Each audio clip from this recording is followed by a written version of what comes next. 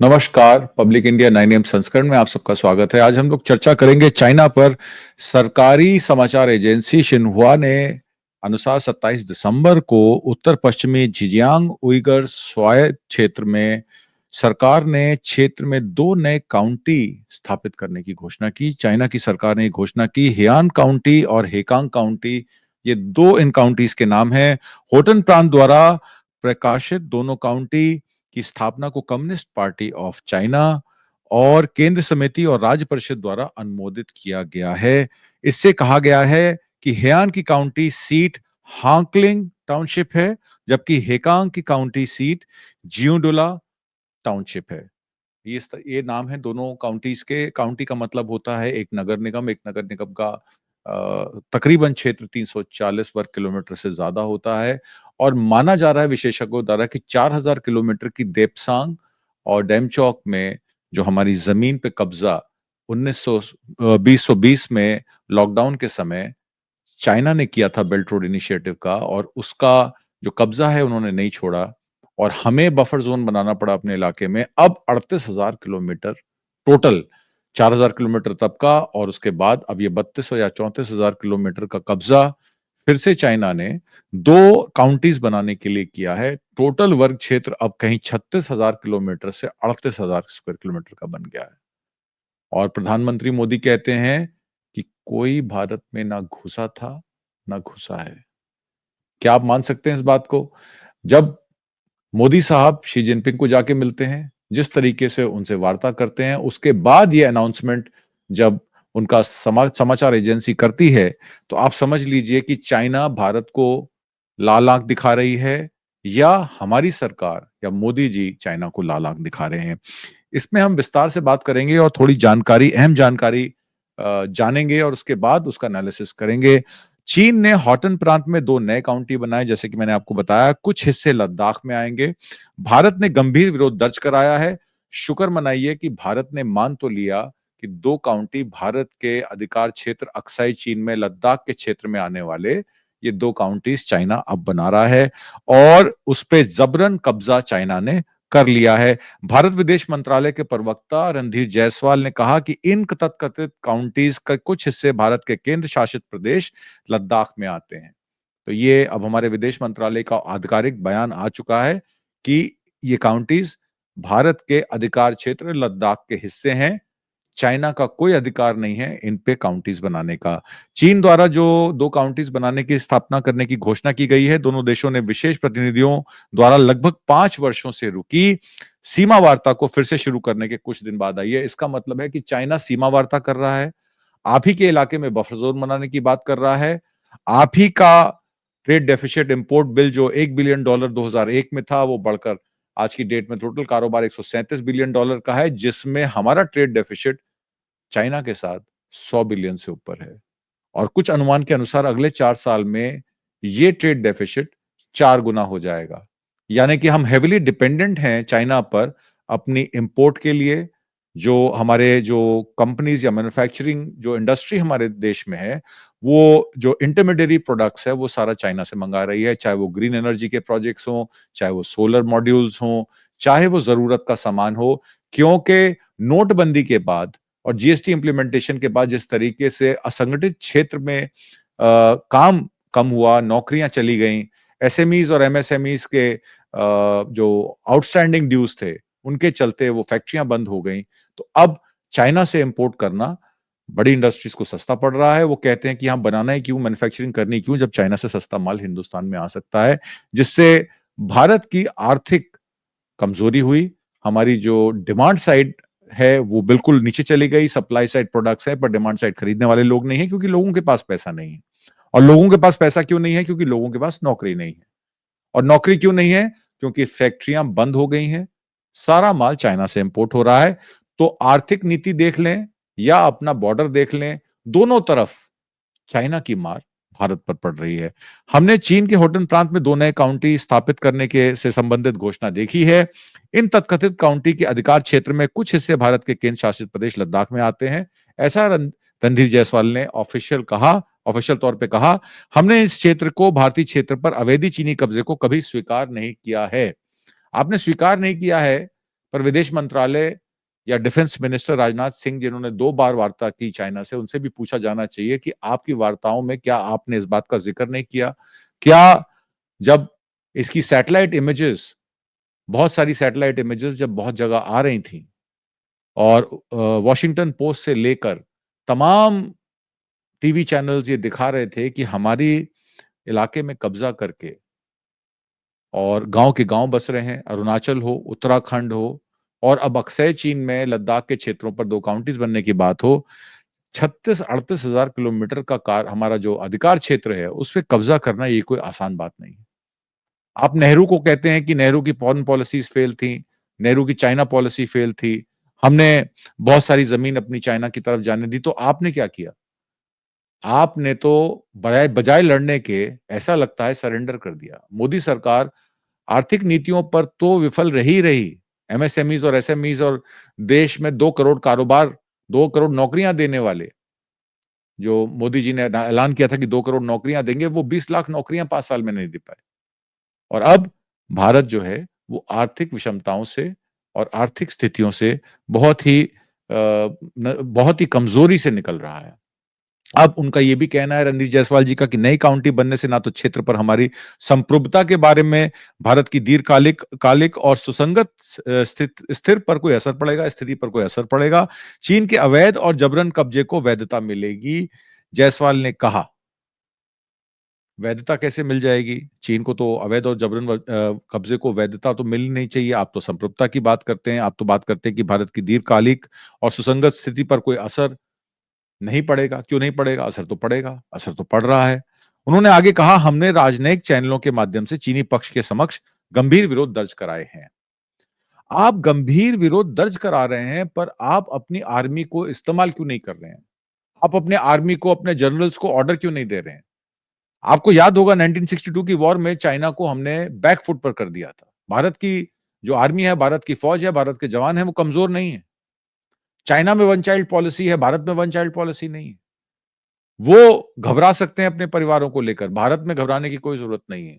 तो क्यों हम आर्मी एक्शन नहीं कर रहे? क्यों हम विदेश नीति में अपने को military as a military zone नहीं दिखाने की बात कर रहे? एक तरफ तो आप कहते हैं कि हम घुसकर मारेंगे, आप बांग्लादेश में लोगों को घुस के मारते हैं, आप पाकिस्तान में सर्जिकल स्ट्राइक करते हैं, आप हरजीत सिंह निज्जर को कनाडा में विदेश नीति के तहत मारते हैं, आप गुरपतवंत सिंह पन्नू का मर्डर प्लान करते हैं, पर चाइना के आगे आप घुटने टेक देते हैं।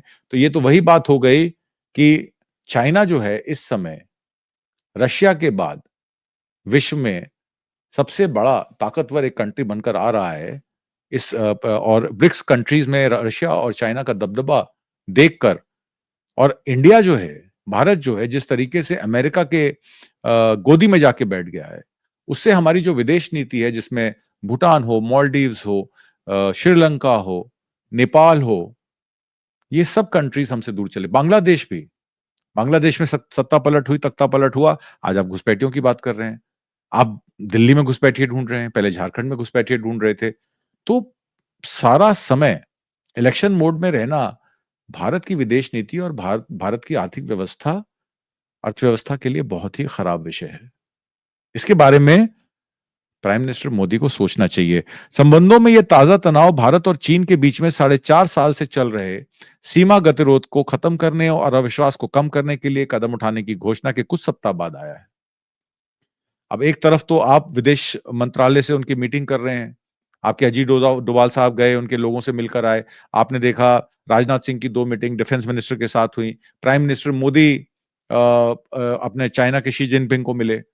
उसके बाद 27 दिसंबर को ये अनाउंसमेंट होती है, तो ये शायद भारत की विदेश नीति पर एक करारा तमाचा है। अब पूछना ये जाना चाहिए कि 21 अक्टूबर को बनी सहमति के बाद दोनों पक्षों में जो डैमचौक और देपसांग के 2 शेष टकराव बिंदुओं पर सैनिकों की वापसी की बात हुई थी, क्या वो ट्रस्ट डेफिसिट अब बढ़ नहीं गया?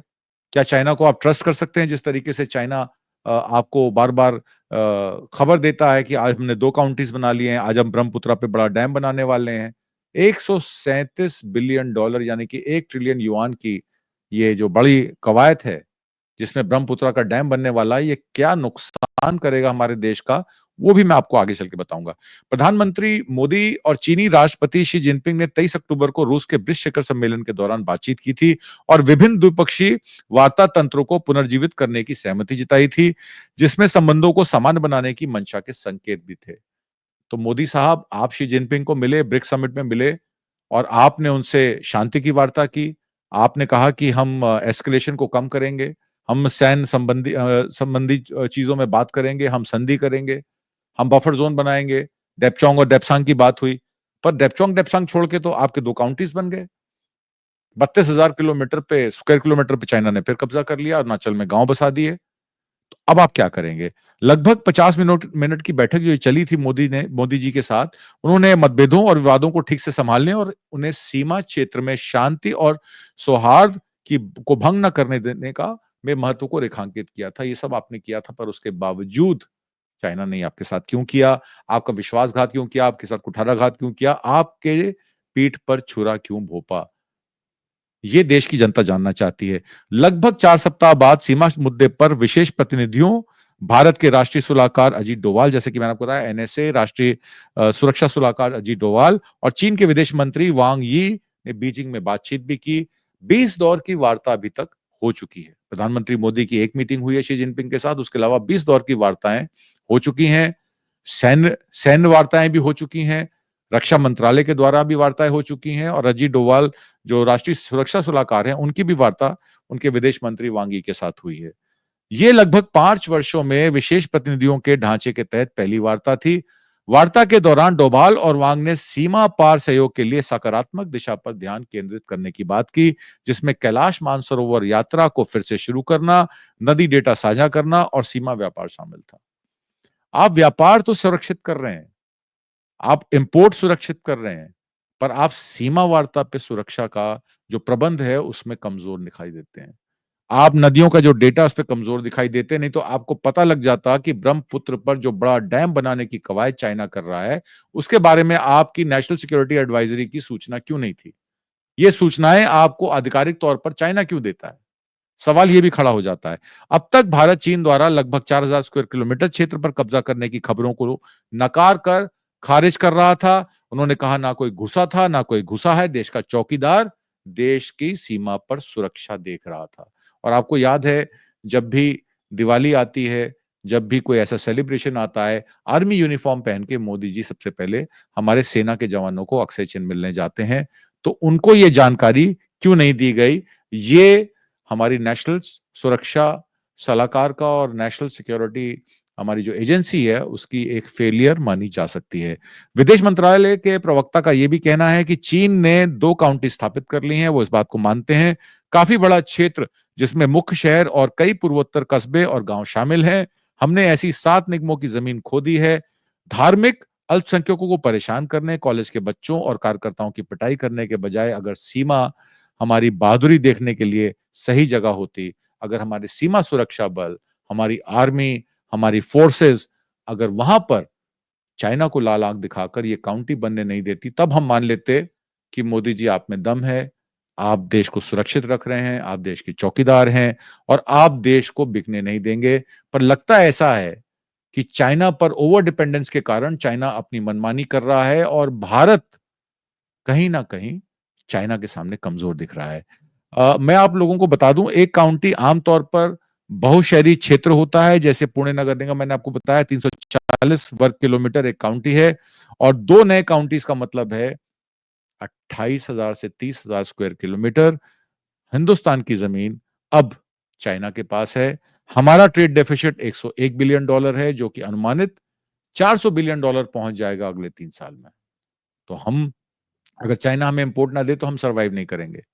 तो जैसे डोनाल्ड ट्रम्प कहते हैं कि टैरिफ लगा दूँगा चाइना पर, अगर चाइना ने बिहेव नहीं किया, तो शी जिनपिंग भी एक दिन ऐसा आएगा, हमारे देश के प्रधानमंत्री को कहेंगे, "ज़्यादा आवाज़ ऊँची मत करो, तुम्हें सारा सामान मैं सप्लाई करता हूँ। जिस दिन सप्लाई बंद कर दूँगा, तुम्हारी इंडस्ट्री, तुम्हारे मैन्युफैक्चरिंग, तुम्हारे सप्लाई चेन मैनेजमेंट सब भूखे मर जाएँगे।" क्या हम ऐसे भारत की परिकल्पना कर रहे हैं? बीजिंग द्वारा तिब्बत में भारतीय सीमा के निकट ब्रह्मपुत्र नदी पर विश्व के सबसे बड़े बांध के निर्माण को मंजूरी दिए जाने के कुछ दिनों बाद ही जिसने निचले तटवर्ती राज्यों भारत और बांग्लादेश खासकर की चिंताएं बढ़ गई हैं। दिल्ली ने शुक्रवार को यह कहा था कि हमने यह विचार विशाल जल विद्युत परियोजना पर अपनी चिंताओं से चीनी पक्ष को अवगत करा दिया है। आपने चिंताओं पर चीन को अवगत तो करा दिया, पर आपने उसके लिए किया क्या? दिल्ली ने चीन द्वारा अपने होटन प्रांत में 2 नए काउंटी स्थापित करने पर कूटनीतिक माध्यमों से बीजिंग के समक्ष विरोध को भी दर्ज कराया है, क्योंकि इन काउंटियों के अधिकार क्षेत्र में कुछ हिस्से भारत के प्रदेश लद्दाख के अक्साई चिन क्षेत्र में आते हैं। और ये जो मैंने आपको परियोजना बताई जिसमें ब्रह्मपुत्र पर एक बड़ा डैम बनाकर बिजली संयंत्र लगाकर बिजली बनाने की जो बात चाइना कर रही है, वो $137 बिलियन यानी कि 1 ट्रिलियन युआन का प्रोजेक्ट है। और इस तरीके के प्रोजेक्ट जो हैं, वो देश के लिए हानिकारक हो सकते हैं। सरकारी समाचार एजेंसी शिन्हुआ द्वारा 26 दिसंबर को दिए गए आधिकारिक बयान के अनुसार चीनी सरकार ने यारलुंग तांग्सपो नदी, जिसको तिब्बत में ब्रह्मपुत्र जैसे हम हिंदुस्तान के नाम से जानते हैं, वहां पे तिब्बत के नाम से तिब्बत में यारलुंग तांग्सपो के नाम से जाना जाता है। तो यारलुंग तसांगपो के निचले इलाकों में एक जल विद्युत परियोजना के निर्माण को मंजूरी दे दी। 26 दिसंबर को शिन्हुआ द्वारा यह सूचना आती है और 27 दिसंबर को 2 काउंटीज बनाने की सूचना आती है। हांगकांग स्थित साउथ चाइना मॉर्निंग की रिपोर्ट में कहा गया है कि बांध में कुल निवेश 1 ट्रिलियन युआन यानी कि 137 बिलियन अमेरिकी डॉलर से अधिक हो सकता है, जो दुनिया में किसी भी अन्य बुनियादी ढांचा परियोजना का छोटा कर देगा, जिसमें चीन ने अपना थ्री गॉर्जेस बांध जो बनाया था, थ्री गॉर्जेस बांध से भी बड़ी परियोजना है, जिसे दुनिया में सबसे बड़ा माना जा सकता है। अब हमारे विदेश मंत्रालय अपने चीन में होटल प्रांत में 2 नए काउंटिंग की स्थापना के संबंधित घोषणा देखकर एक प्रतिक्रिया देते हैं। वो कहते हैं लद्दाख का एक पोर्शन है, शुक्र मनाइए कि वो कह रहे हैं कि लद्दाख का पोर्शन है।